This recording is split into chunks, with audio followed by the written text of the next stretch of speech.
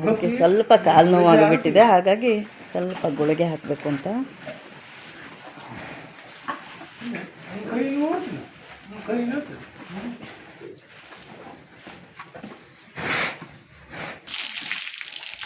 ಒಬ್ಬರು ಕೇಳ್ತಾಯಿದ್ರು, ನೀವು ಯಾಕೆ ಮಿಲ್ಕಿಂಗ್ ಪಾರ್ಲರ್ ಮಾಡಬಾರ್ದು ಅಂತ ಕೇಳ್ತಾಯಿದ್ರು.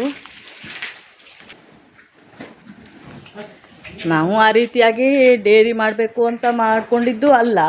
ಆ್ಯಕ್ಚುಲಿ ನಾವು ಮನೆಗೆ ಸಾಕುವಂತ ಮಾಡ್ಕೊಂಡಿದ್ದಾಗಿತ್ತು ಫಸ್ಟು. ಡೇರಿಯೇ ನಮಗೆ ಉದ್ಯಮ ಅಂತ ಅಲ್ಲ. ನಮಗೆ ತೆಂಗಿನ ತೋಟ ಮತ್ತು ಅಡಿಕೆ ತೋಟ ಎಲ್ಲ, ಅಡಿಕೆ ಬೆಳೆಗಾರರು ನಾವು. ನಮಗೆ ದನ ಅಂದರೆ, ಮೂಕ ಪ್ರಾಣಿ ಅಂದರೆ ಭಾಳ ಪ್ರೀತಿ. ಹಾಗಾಗಿ ದನ, ನಾಯಿ, ಬೆಕ್ಕು ಎಲ್ಲ ಸಾಕ್ಕೊಂಡಿದ್ದೇವೆ. ಇದನ್ನು ನಾವು ಗೊಬ್ಬರಕ್ಕಾಗಿ ಮಾಡ್ಕೊಂಡಿದ್ದೇವೆ.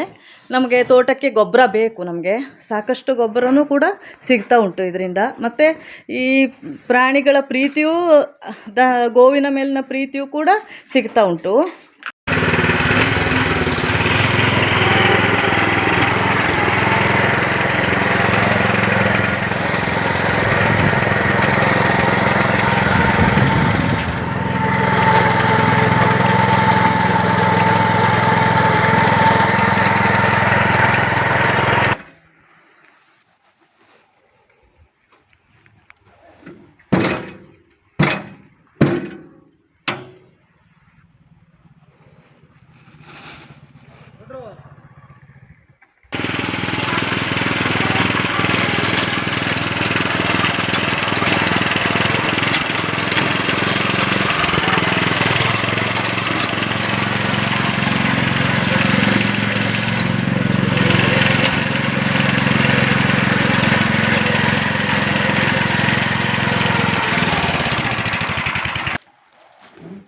ವರ್ಷಕ್ಕೆ 1-2 ಸಲ ನಾವು ಗೊಬ್ಬರ ಗುಂಡಿಯನ್ನು ಖಾಲಿ ಮಾಡ್ತೇವೆ.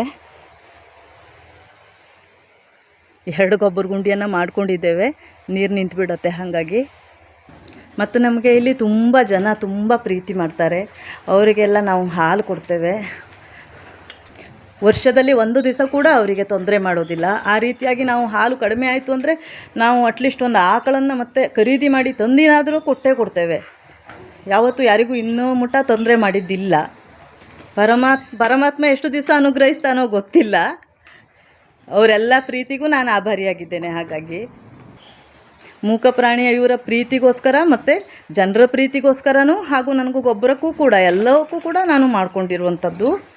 ನಾನು ಬಿಸ್ನೆಸ್ಸು ಅಂತಾಗಲಿ ಅಥವಾ ಯಾವುದೇ ರೀತಿಯಾಗಿ ಪ್ರಾಫಿಟ್ ಮಾಡುವುದಕ್ಕಾಗಲಿ ಮಾಡಿದಂಥದ್ದಲ್ಲ.